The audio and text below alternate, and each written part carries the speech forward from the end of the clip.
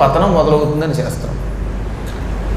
మనిషికి దైవానుగ్రహం వల్ల ఓ రాజ్యపదవో ధన పదవో ఏదో పదవి వచ్చిందనుకోండి, వచ్చినప్పుడు పదవిని సద్వినియోగం చేసుకోవాలి, 10 మందికి ఉపయోగపడాలి, తాను బాగుపడాలి.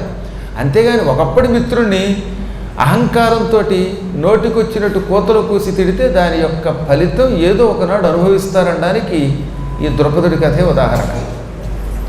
పళ్ళు పటపట కొరికి అంతరాలు మరిచిపోయి సింహాసనం మీద కూర్చున్న మహారాజు దగ్గరకు వచ్చి ముష్టెత్తుకునే భిక్షుకుడివైన నీవు మిత్రుడా అని సంబోధిస్తావా?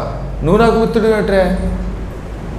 అసలు ఎక్కడైనా పారుడు సంగడిక అంటే ఎందుడన్ విప్రుడు స్నేహితుడు ఎలా అవుతాడు? వాడి మొహం, మేము క్షత్రియులం, మహావీరులం, రాజులం, మాతోటి విప్రుడికి స్నేహమా? ఈ లోకంలో కొంతమందితో స్నేహం కుదరదు. ధనపతితో దరిద్రునకు, బాగా డబ్బున్నవాడికి దరిద్రుడితో స్నేహం ఎప్పటికీ కుదరదు. డబ్బున్నవాళ్ళు మైత్రి చేయాలి, దరిద్రులు స్నేహం చేసుకోవాలి. తత్వవిదుండగువాని తోడ మూర్ఖునకు, బాగా జ్ఞానము కలిగి తత్వజ్ఞానము కలిగి ఆనందించి లోకానికి ఆనందం పంచిపెట్టే పండితుడికి మూర్ఖుడితో స్నేహం తగుతుందా? ప్రశాంతుతోడ కడుక్రూరునకు, ఎప్పుడూ శాంతంగా ఉండే వ్యక్తికి కఠినముగా పలికే క్రూరుడితో స్నేహం ఉండదు.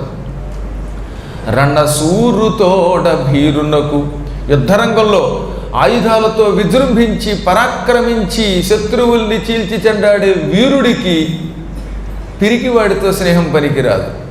వరూధితోడ అవరూధికి, సైన్యం ఉన్నవాడికి సైన్యం లేనివాడితో స్నేహం కుదరదు. సజ్జనుతోడ కష్ట దుర్జనునకు, సజ్జనుడికి దుర్జనుడితో స్నేహం పనికిరాదు.